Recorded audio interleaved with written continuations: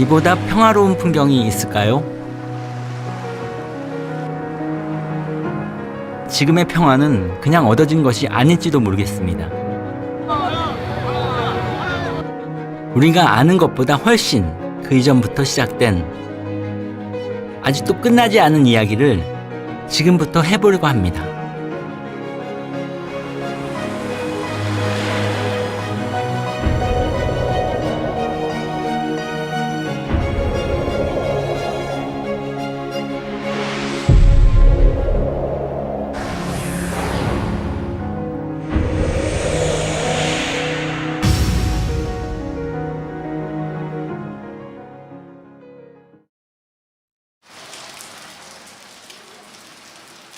지난 2월 22일 궂은 날씨였습니다. 일본 시마네현청 앞이 분주합니다.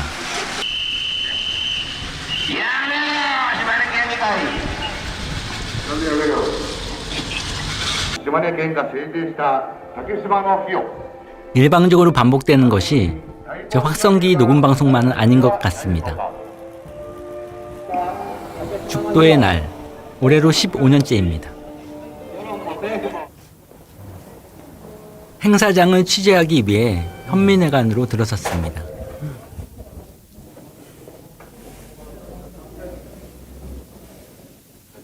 그런데 お前ら帰れ帰れ帰れ帰れおいここは島根県と日本国民にのみ開放された公共の施設や帰れ帰れ帰れはよ帰れここは日本国民が入れるとこやお前らが言うとる国土言うたら誰のもんやどこの国のもんや言うてんねんいやいや取材です 우리를 보자마자 막무가내로 몰아세웁니다. 거의 위협에 가깝습니다. ああ聞いてみどうしたん喋れんのねえなんで目的は何なの取材目的はい帰れよ島泥棒島泥棒でしょ何竹島取って何楽しいねえなんで竹島取るの出てけよ公正な報道しないでしょなんで名刺くれんの名刺くれないよ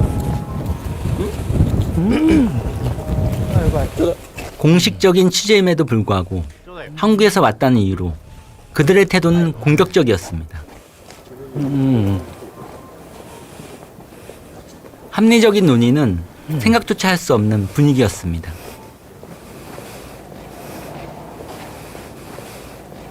그들을 피해 다시 큰 도로로 향했습니다.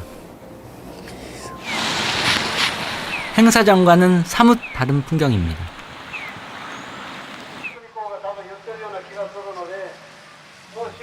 뒤에 보시면 놀랍게도 시민이 거의 없습니다.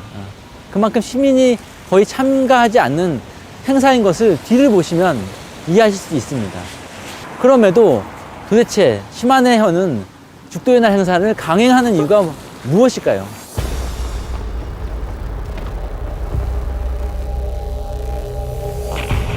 (1904년 2월) 일본 함대가 인천 제물포의 러시아 함대를 기습함으로써 러일 전쟁이 발발합니다.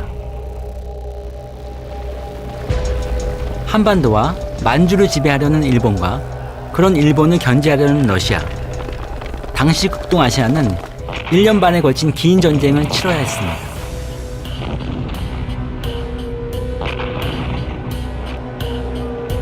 결국 러일 전쟁은 포츠머스 회담으로 사실상 일본의 승리를 확인하며 종결됩니다. 러일 전쟁은 한국과 같이 봐야 됩니다. 러일 전쟁을 통해서 러시아를 물리쳐서 사실상 한국을 지배했다고 생각하는 게 일본의 러일 전쟁의 의미라고 할 수 있습니다. 러일 전쟁에서 일본이 승리함으로써 한반도의 역사는 달라졌습니다. 하지만 잘못 맺어진 역사의 매듭은 어쩌면 훨씬 그 이전부터 치밀하고 계획적으로 시작되었는지도 모릅니다. 블라디보스톡은 러시아 전력의 핵심이었던 러시아 태평양 함대의 주둔지입니다. 러시아의 해군 전략의 3분의 1 정도가 이 블라디보스톡 항구에 있습니다.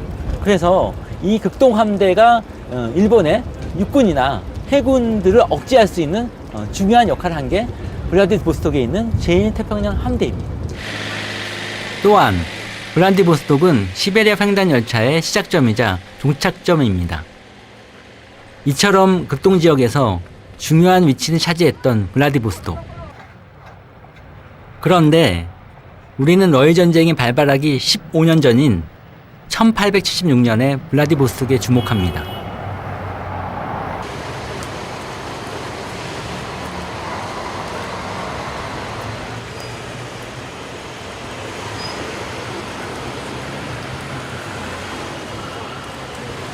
(1876년은) 한국, 일본, 러시아에게 굉장히 중요한 해입니다. 왜냐하면 일본은 강제로 1876년도에 한국의 조일소 조규, 소위 말하는 강화도 조약을 강제로 체결하고, 그 해에 바로 일본이 블라디보스톡에 무역사무소, 영사관을 처음으로 개설하는 거죠.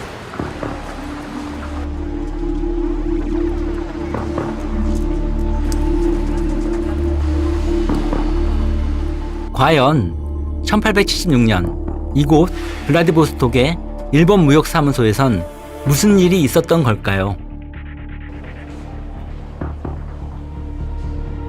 근대 이후 일본의 외교문서를 모아둔 이곳에서 우리는 자칫 역사 속에 묻힐 뻔했던 오래된 사료 한 권을 볼 수 있었습니다.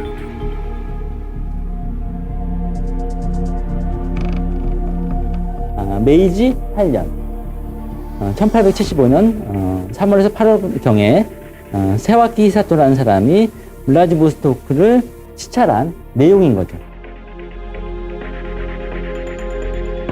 일기처럼 쓰인 한 일본인의 출장 보고서였습니다. 세와키는 기록만 한 것이 아니라요, 블라디보스토크, 호시에트, 뾰트르 대제만 주변들을 다 조사를 해서 지도로 남긴 거죠. 당대의 최고 학자인, 서양 학자인 세와키 히사토가 얼마나 치밀하게 러시아 극동 지역인 블라디보스토크, 함경도 북부 지역 이런 부분들을 얼마나 잘 조사했는지를 이 문서를 보시면 이해할 수 있는 거죠. 150여 년 전 세와키 히사토라는 인물이 쓴 69일간의 블라디보스톡 견문록. 거기엔 무엇이 쓰여 있을까요?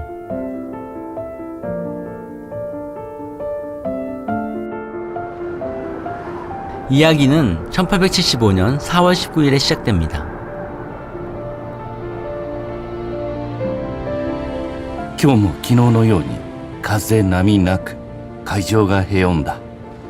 唯一見えるのは天とつながっている大海だけ。 그의 이름은 세와키 히사토. 그는 나가사키항을 출발해 블라디보스톡으로 향하는 중이었습니다. 午後5時が過ぎ、再び甲板に登って四方を見ていたら、左辺に大島が一つ現れた。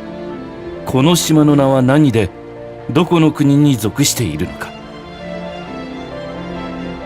그런데 동해안을 지나던 중 그의 눈앞에 섬 하나가 나타납니다.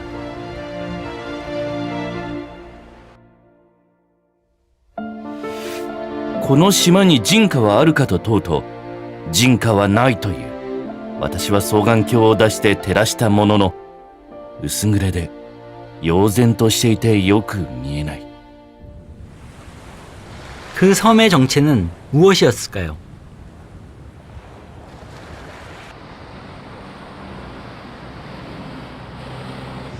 그리고 세와키 히사토라는 인물은 또 누구일까요? 우린 그의 행적을 찾아봤습니다. 일본 저명 인사들이 많이 묻혀 있다는 이곳 도립공원묘지.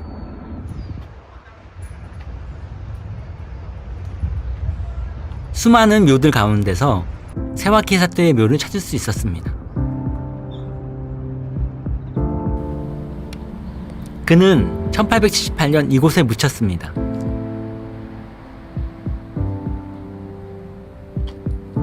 세와키 히사토는 다수의 외국 서적을 번역하고 일본에 소개한 당대 인정받는 서양학자였습니다. 일본 야마구치현 히카리시. 이곳은 일본 제국의 초대 내각 총리 대신이자 우리에겐 조선 통감으로 잘 알려진 이토 히로부미의 고향입니다. 이토우의 생가에서 불과 1km 떨어진 이곳에서 1822년 세와키 사토는 태어났습니다.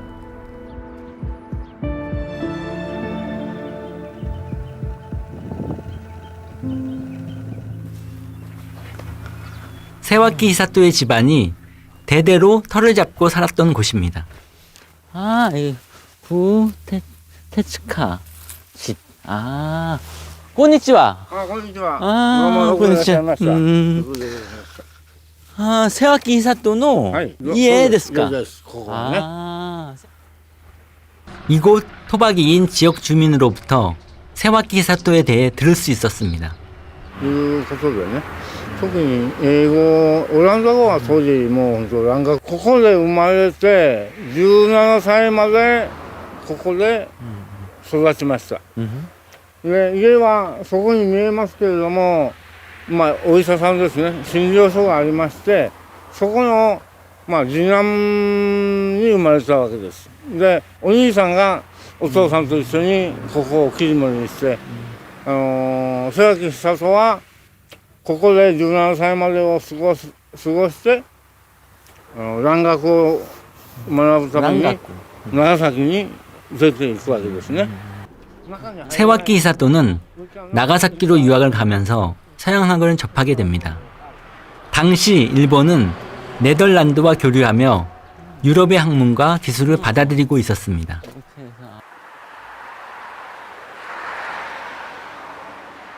의사였던 아버지의 병원과 세와키 히사토의 생가는 현재 우동집으로 변했습니다. 아니, 이게 병원입니다, 병원. 집은 바로 병원 옆에 있는 가택인데 어느 순간에 이 병원이 우동집이 됐네요. 근데 우동집이 문을 닫았네요. 지금은 낡고 초라하게 방치된 이 작은 시골 마을 출신 서양학자이자 외교관 세와키 히사토의 사상적 배경에 우리는 주목할 필요가 있습니다. 近代化に非常に功績のあった人ですよね。世界のレベルから見ても随分遅れが、目立っていた兵器、言葉がすごく大事だということを彼は身をもって経験しているわけですけれども、その言葉とはオランダ語であり英語だったと。だから瀬脇は海外の事情にどうしてアクセスするかということを一生懸命考えてたと思うんですよ。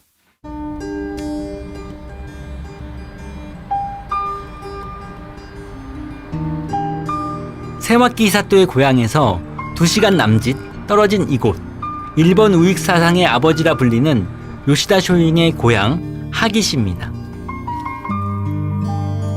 요시다 쇼잉은 1857년 이곳에 학당을 열고 수많은 제자들을 가르쳤습니다.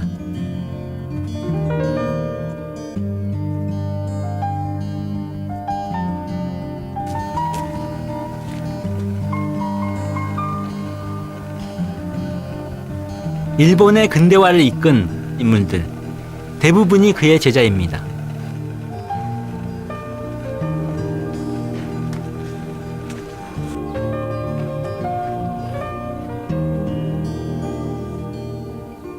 일왕을 중심으로 한 일본인의 선민의식, 그리고 서양의 기술과 문물을 익혀 국력을 길러야 한다고 가르쳤던 요시다 쇼인.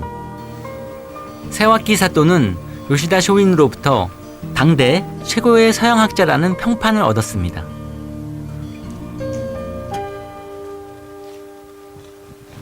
보시는 바와 같이 아주 작은 서당이지만 수많은 일본의 총리와 장관이 배출된 곳이죠. 이토 히로부미의 스승인 요시다 쇼잉은 세와키와 친밀했습니다.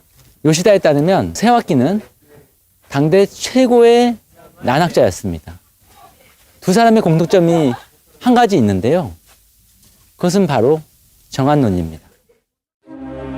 朝鮮満州に臨まんとならば竹島は第一の足止めなり 정한, 한국을 점령한다. 어떻게? 팽창주의적인 제국주의 질서로 일본이 한국을 지배한다라는 생각이 정한론이고, 더 쉽게 얘기하면 죽도, 울릉도, 죽도가 울릉도니까 당시에 죽도 울릉도를 지배하고, 그 다음에 조선을 지배하고, 그 다음에 만주를 가겠다는 게 요시다 쇼잉을 비롯한 정한론의 핵심입니다. 결국 세와키 사토는 일본의 조선 침략을 지지하는 인물이었던 것입니다. 그렇다면 세와키 사토가 블라디보스톡에 간 이유는 무엇일까요?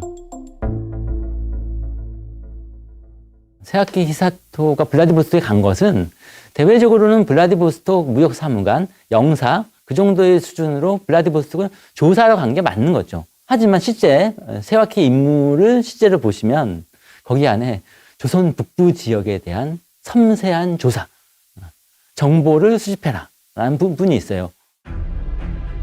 그 이면에는 조선 국경지대를 정탐하라는 일본 정부의 은밀한 지시가 있었던 것입니다.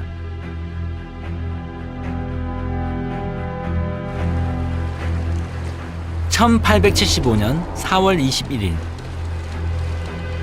블라디보스톡에 도착해서도 세와키 사토는 오는 길에 봤던 섬을 잊을 수가 없었습니다.松島は朝鮮に近いのか日本に近いのかを聞いたら朝鮮に近いという。人家はないが樹木が繁茂した島に時々来て樹木を切り取って船に積んで帰るという。 결국 그는 섬에 대한 궁금증을 풀고자 조선인 한 명을 포섭하게 됩니다. 그 조선인의 이름은 김인승. 김인승이라는 인물의 행적을 1996년 세상에 알린 이는 구양근 교수입니다.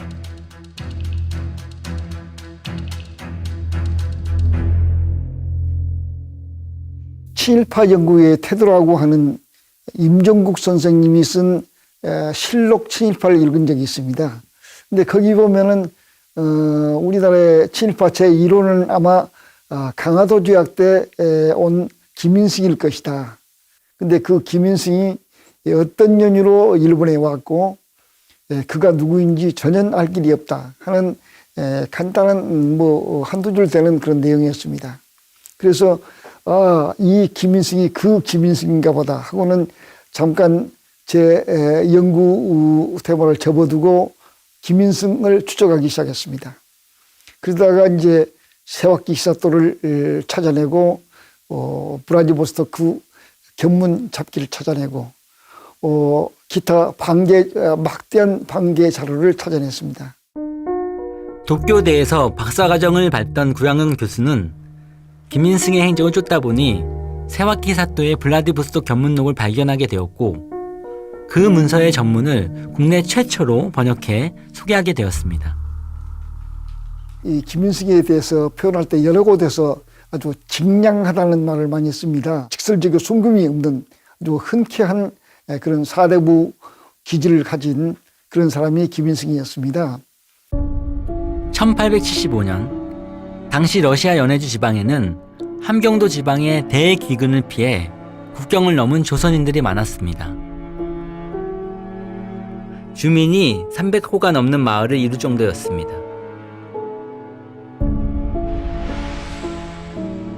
블라디보스톡의 서북쪽 우수리스크의 한인 마을에서 궁핍하게 살아가던 사대부 출신 김인승에게 세와키 히사토의 제안은 기회였습니다. 저를 저버리지 마시길 바랍니다. 참으로 감사하기 그지없습니다. 대인을 평생 모시겠습니다. 고입장이라는 것은 고용증명서라는 얘기입니다. 채용증명서죠. 일단 3개월인데 1급 1원씩이다. 나중에는 물론 월급으로 바뀌고 봉급도 배로 뛰어오릅니다만은 김일성이 해야 할 일은 만주와 조선의 지도 작성 그리고 기타 취조를 위함이다 이렇게 되어 있습니다. 그때까지는 일본에는 도요토미 히데요시가 임진왜란 때 한국을 쳐들어올 때 썼던 조잡한 지도 그리고 정확하지 못한 지침서 몇 권 그런 것밖에 없었습니다. 김일성이 조선 전도를 작성해주고 계림 사약을 써줌으로써 아주 최신 정보를 가지고 한국을 침략하게 됩니다. 김일성의 도움으로 1876년 일본 육군 참모국이 제작한 조선전도입니다. 조선을 8도로 구분하고 지명과 지리 정보가 상세히 적힌 이 지도 덕분에 훗날 일본군은 조선을 쉽게 침략할 수 있었습니다.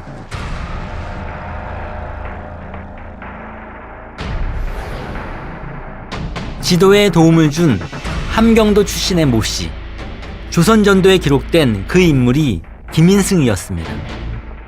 하지만 무엇보다 일본에 대한 김일성의 큰 공헌은 강화도 조약이었습니다.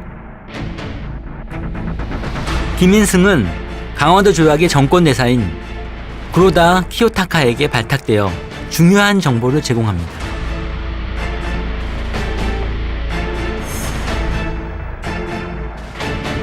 (18개) 조항의 마지막 항을 보면은 두말할 필요 없다.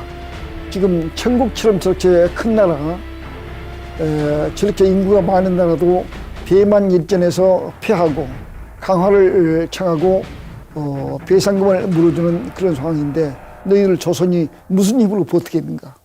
빨리 개국하라. 이렇게 조선 관리들에게 으름장을 놓는 그런 18개 조항을 써서 구로다에게 건네줍니다. 조선과 일본 사이에 맺어진 불평등 조약이자 일본 식민주의 침략의 시발점이 된 강화도 조약. 그 역사적 사건 뒤에도 조선인 친일파 1호 김일성이 있었습니다. 하지만 그 이후 김일성의 행적은 묘연합니다.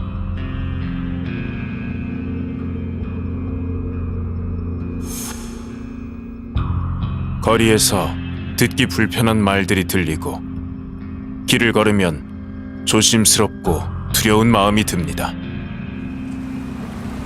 그에게 되돌아온 것이 그의 기대와 달랐던 걸까요? 조선인에 대한 일본인의 따가운 은총을 견디지 못하고 결국 김일성은 러시아로 돌아갔다는 기록만 있을 뿐입니다.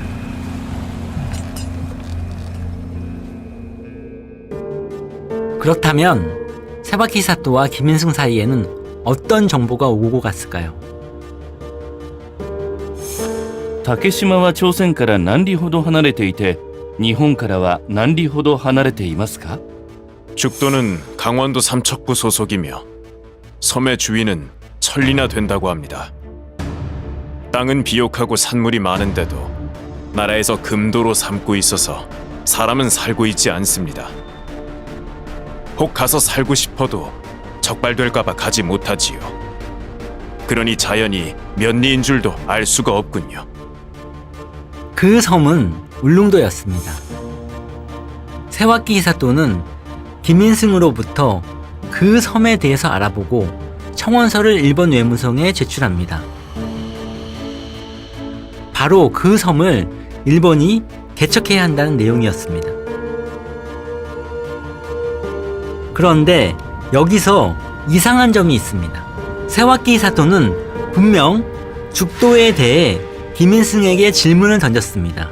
그런데 청원서에는 왜 다른 이름 송도를 썼을까요? 이전에 조선과 맺었던 많은 조약의 규정들이 있어요. 그 안에 죽도 송도가 명쾌하게 나와 있어요. 울릉도, 독도로. 만약에 이거를 바꾸지 않으면 일본은 이 독도에 대해서 자기 땅이라고 주장할 수가 없는 거죠. 그래서 착시 효과를 만들었던 거고 명칭을 바꿀 수밖에 없었던 거고 세와키 히사토가 이렇게 송도 개척론을 주장한 배경에는 러시아가 있습니다.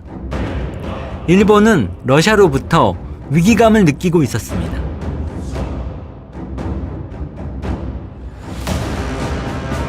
러시아는 일본보다 훨씬 앞서서 동해안 연안과 항구를 정밀 탐사했고 1857년 지도를 간행했습니다. 그 지도에는 울릉도 독도도 상세히 그려져 있습니다. 同国では今年から罪人をサハリン島に移民させるという。同国は徐々に境界を広げて国威を域外に張るという意図である。古来から付属されている松島を開拓し交易の利を得ることである。 울릉도 독도를 모두 다 가져가려는 전략을 수립한 거고 그것이 일본 외무성의 원형이 됐고 그 원형의 제공자가 바로 세와키 히사토입니다. 이처럼 일본이 울릉도와 독도를 겨냥하며 치밀한 계획을 세우고 있을 때 조선에서는 울릉도를 어떻게 관리해 오고 있었을까요?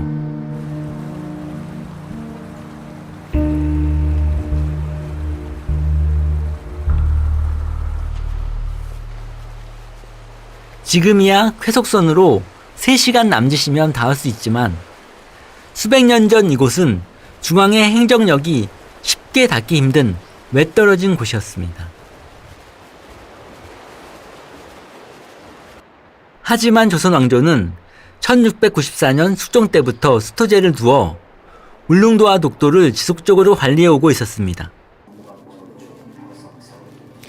신묘면 각성문.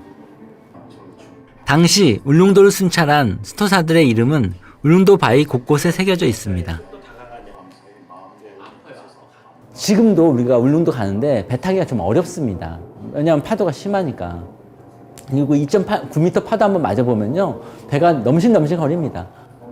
되게 힘든데 당시에 기선도 아니고 나무로 만든 배를 타고 울릉도를 가려고 했으니 관리들이 얼마나 가고 싶지 않겠어요. 아프다. 수토하기 바로 전에 아프다. 그 다음에 관직을 잠시 휴식하는 사람들도 꽤 많았습니다. 그만큼 이 뱃길이 힘들었던 거죠.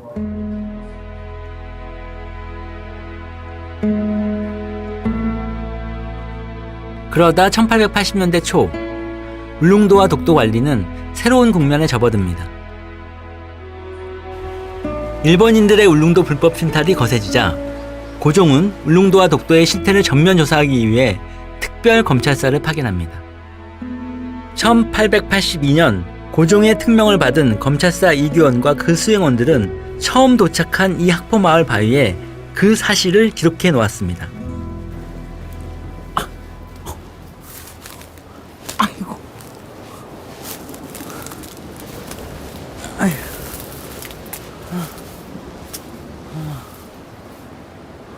검찰사 이규원 이모 5월 고종팔이라는 이것은 이모명 각성문입니다. 당시에 각성문에는 검찰사 이름만 있는 게 아니라 이것을 돌로 새겼던 고종팔이라는 인물, 함께 수행했던 심유한이라는 인물 등등등에 대해서 이렇게 다 새겼던 거죠.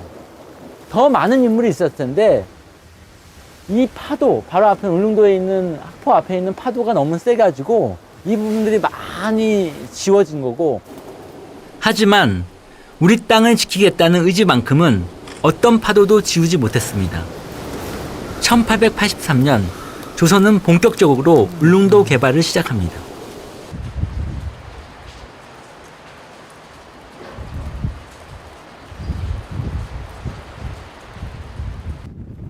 이곳은 울릉도에 거주했던 어느 일본인의 가옥이었습니다.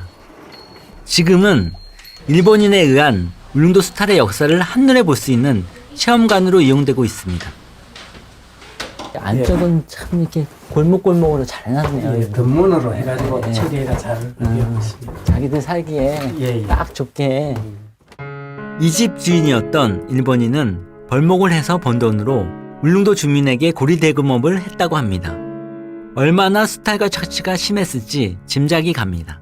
일본인이 울릉도 이주 역사를 살펴보면 1800년대 후반부터 이미 이주가 시작됩니다. 1900년 초반에 300명 되던 일본인이 1910년경에 이르면 한 1400명 정도 428세대 점에서 지역 정제권을 장악했습니다. 수산자원 중 가장 피해가 컸던 것은 강치입니다. 무분별한 포획으로 일본은 결국 울릉도와 독도 주변의 강치들을 죄다 멸종시켰습니다. 동해안 인근에 한 2만여 마리가 서식했다고 합니다. 강치 한 마리 가격이 황소 20마리 가격 정도 됐습니다. 예. 그래서 17,000마리 정도 일본에서 잡아갔다는 역사 자료가 있거든요. 예. 뿐만이 아닙니다. 독특한 기후와 지형 때문에 울릉도에서만 자생하는 귀한 목재들도 일제는 가만두지 않았습니다. 규목과 예. 그다음에 솔송나무. 솔송나무. 솔송나무는 물에 썩지를 잘 안 합니다. 솔송나무는 우리나라에서는 울릉도밖에 없습니다. 소나무보다 더 곱게 높이 자랍니다. 사람들이 나무가 하면 억수로 나무가 우리 견고하다 할까요? 그래서 울릉도 사람들이 억수로 귀하게 여기는 나무고 대들보 중간중간 대들보가 다 있는데 기목나무입니다. 기목나무에 1910년도 이 건축 지을 때 이 귀한 기목나무로 이용해가 대들보를 사용했습니다. 무늬결을 보면 압니다. 아, 이렇게 무늬결이 일반 나무 무늬결하고 들리고 그다음에 눌러보면 장력이 있어요. 바둑판 같이 장력이 있다고 묻고 뜯어져 보면 장력이 이게 한마디로 느낌이 튕겨 나오는 느낌이 나네요. 느낌이 탁탁 들어가는 느낌 아닙니까? 일반 문 요거하고 틀린다고 한번 여기서 틀린다. 정말 이 규목은 당시에 뵈려면 정부의 허가를 받아서 특별하게 사용할 수 있는 건데 일본인 가옥에 이것이 여기에 배치됐다는 거는 이 사람 일본인들이 얼마나 많이 울릉도에 많이 왔고 힘 있는 사람들이 얼마나 많았다는 것을 보여주는 느껴줄 수 있는 단면이지요. 하지만 자원수탈만이 다가 아닙니다. 일본이 울릉도 독도를 불법 편입하려 했던 진짜 이유. 다시 블라디보스토크로 가보겠습니다. 19세기 후반 중국 중심의 동아시아 질서가 무너지면서 러시아와 일본의 충돌이 본격화됐습니다.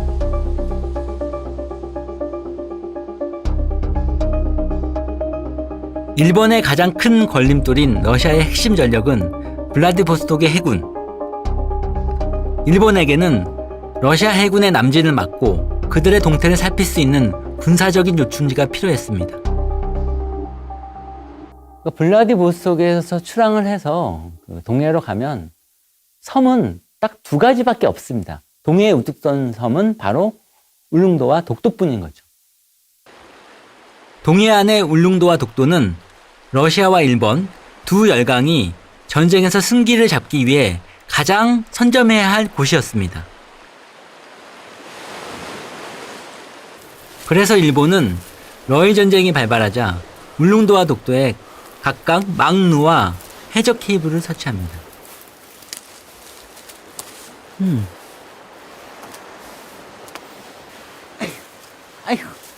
이 해적 케이블은 당시 일본 군함에 실시간으로 정보를 제공해주는 중요한 시설이었습니다. 그때 깔았던 해적 케이블이 아직도 이렇게 선명하게 남아 있습니다. 이 해적 케이블이 왜 중요하냐면 통신의 요충지가 울릉도와 독도라는 사실을 입증하는 거죠. 1904년도에 일본이 울릉도에서 경상북도 죽변을 통해서 그리고 부산을 거쳐서 일본의 나가사키로 해적 케이블과 전신선을 연결해서 중요한 정보들, 외국 함대라든가 러시아 배들이 어떻게 움직이고 있는 중요한 정보들을 다 제공하는 곳이 여기였고 1905년도에 일본이 울릉도에서 독도를 거쳐서 마스에 일본 지역으로 가는 거죠. 독도가 일본 땅이라고 주장하는 그 지역으로 가는 게 바로 이 해적 케이블입니다. 해적 케이블 뒤쪽에 표지석이 있었습니다. 원래 이 비석이 여기 있어야 되는데 사동항에 이 파도가 얼마나 세면 이걸 넘겼네요. 근데 우리가 교훈을 잊지 않기 위해서는 이 표지석을 세우는 게 중요한 게 아니라 표지석을 단단하게 세워야 되거든요. 앞으로 다음에. 일본이 러일 전쟁에서 이기고자 얼마나 철저하게 울릉도와 독도를 이용했는지 곳곳에 남아있는 이 흔적들을 우리는 기억해야 합니다.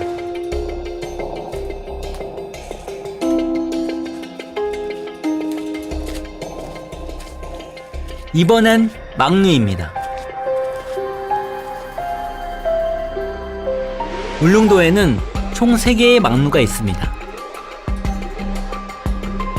그리고 독도에도 막루가 설치되어 있습니다. 러시아 함대의 동태를 한눈에 파악할 수 있는 최고의 지점입니다. 지금 독도에는 그때의 막루는 사라지고 터만 남았습니다.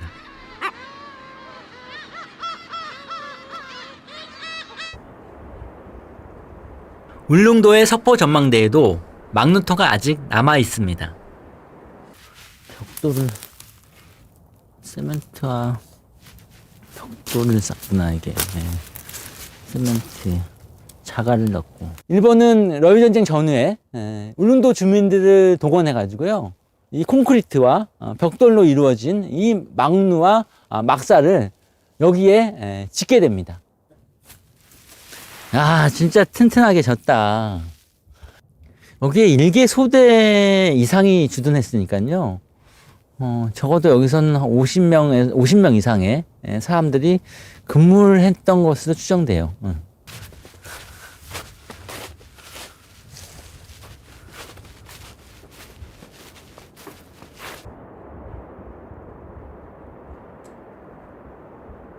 석포 전망대는 울릉도에 오면 꼭 올라가야 하는 전망 좋은 곳 중에 하나이기도 합니다.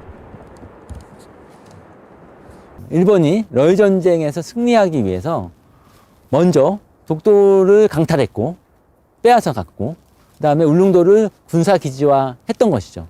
이런 것들은 러일 전쟁에서 일본이 승리하기 위해서 철저하게 울릉도와 독도를 군사적으로 이용했다는 사실을 알려줍니다.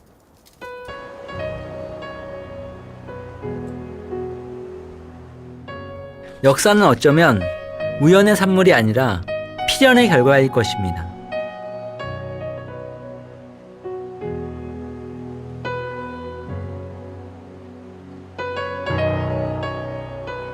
그들의 야욕으로 이용당하고 얼룩졌던 이 아름다운 섬. 그래서 지금의 이 평화로운 풍경이 더 소중하게 느껴집니다.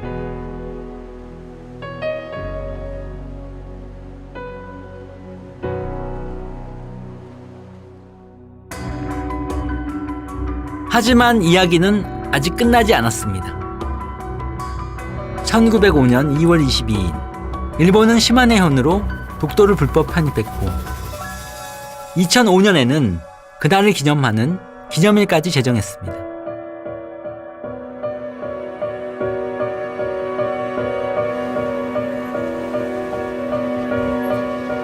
기념일은 올해로 15년째 일본 우익 정치인들을 중심으로 이어지고 있습니다. 北方領土返還運動、島根県民会議会長。反日種族主義という韓国で出版されてですね、物議を醸しながらベストセラーになった本がございます。もう冒頭からですね、韓国の人間というのはよその国の人間に比べて、人口何人あたりの詐欺罪で、捕まっている人間がこれだけ多いというところが前がき始まります。この4月から竹島は我が学領固有の領土などと明記された新学習指導要領が順次実施をされます。このことにより我が国の領土に関する教育がより一層充実することを期待をするものであります。展示館を霞が関3丁目の虎ノ門の角文部科学省の前に設置しております。政府がきっちりと証拠を示している。 이번 행사에서 단연 화두에 오른 주제는 올 초 재개장한 영토주권 전시관이었습니다. 기존 전시관에 비해 접근성이 좋은 도쿄 한복판에 재개장을 했습니다. さらに展示の目玉の一つとして日本で唯一の日本アシカの成獣の剥製ヤンコ大王を島根県立三部自然館崎面からお借りして展示させていただいております。 거기다 규모도 기존 전시관에 비해 대대적인 확장을 했습니다. これまでの展示室も約7倍に拡張され、内容も充実をされました。 충실하다는 그 내용이 전혀 사실과 다른 게 문제입니다. 한국이 독도를 불법 점거하고 있다는 첫말부터 일본이 평화적 해결을 원한다는 마지막 말까지 거짓으로 일관하고 있었습니다. 소위 시마네온 고시 제40호처럼 원본도 없고 진위 여부를 확인할 수도 없는 자료들을 게시해 놓고 있었습니다. 도대체 왜 이러는 걸까요? 지난 2005년 이후에 일본 시마네현에서 작은 규모의 지방에서 했던 모든 행사와 전시들이 최근에 되면서 도쿄라는 중앙 무대로 이전했다는 거죠. 결국 일본의 지방 정치에서 중앙 정치 무대로 독도가 중요하게 됐다는 거죠. 그것은 향후에 일본이 한일 관계에서 가장 해결해야 될, 그리고 소유해야 될 주제가 독도가 됐다고 저는 파악합니다. 여기는 일본 히로시마. 이곳에 오면 제가 잊지 않고 꼭 들르는 곳이 있습니다.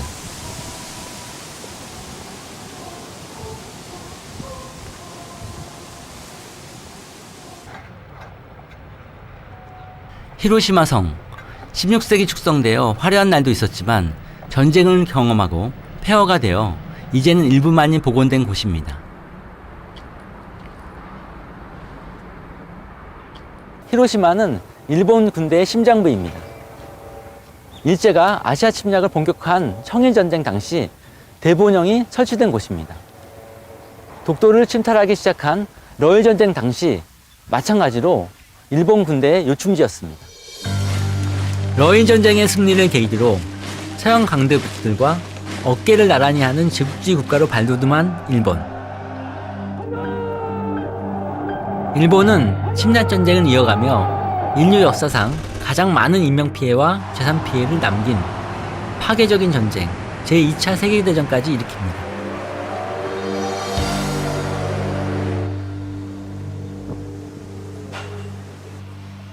이곳엔 히로시마 성보다 훨씬 유명한 역사 유적이 하나 있습니다. 전 세계의 역사 교과서에 빠짐없이 등장하는 세계적인 명소죠.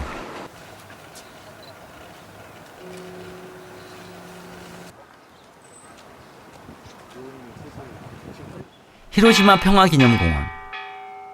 공원의 이름처럼 히로시마는 평온한 일상을 회복한 듯 보였습니다. 일본은 정말 평화를 되찾은 걸까요?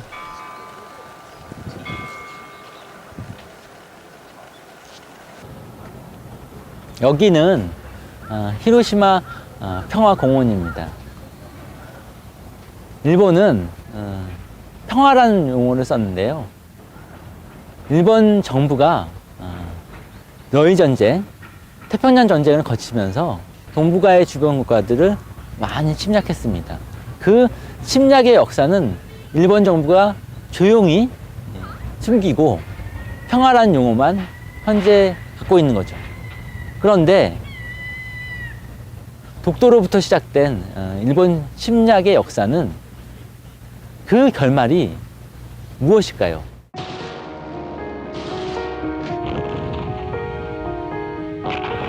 일제의 광기는 1945년 미국의 원자폭탄 투하로 이곳이 불바다가 되고 나서야 멈췄습니다. 침략의 역사는 주변국뿐만 아니라 일본 국민 스스로를 파면시켰습니다.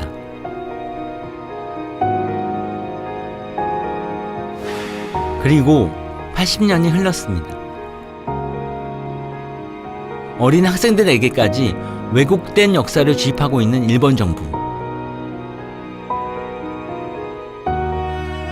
역사교육이라는 미명하에 그들은 지금 80년 전 이 아이들과 같은 운명을 향해 가는 학생들을 기르고 있습니다.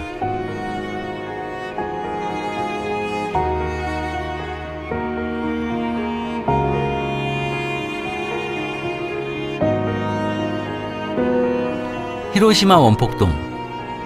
평화의 중요성을 상징하고자 남겨둔 유적이지만 겉만 보면 그저 사진이나 찍고 싶은 명소, 혹은 가해의 역사를 피해의 역사로 바꾸려는 욕망이 꿈틀대는 공간이 될 수도 있습니다.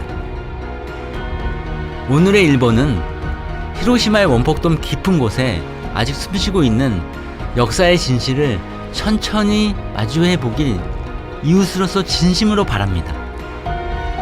그 진솔한 깨달음 속에서 동아시아의 역사도 우리 인류의 역사도 비로소 진보할 수 있습니다. 기억하지 않은 역사는 다시 현실로 나타납니다. 지금도 독도를 침략하려는 일본 정부에게 이 역사적 교훈을 남겨주고 싶습니다.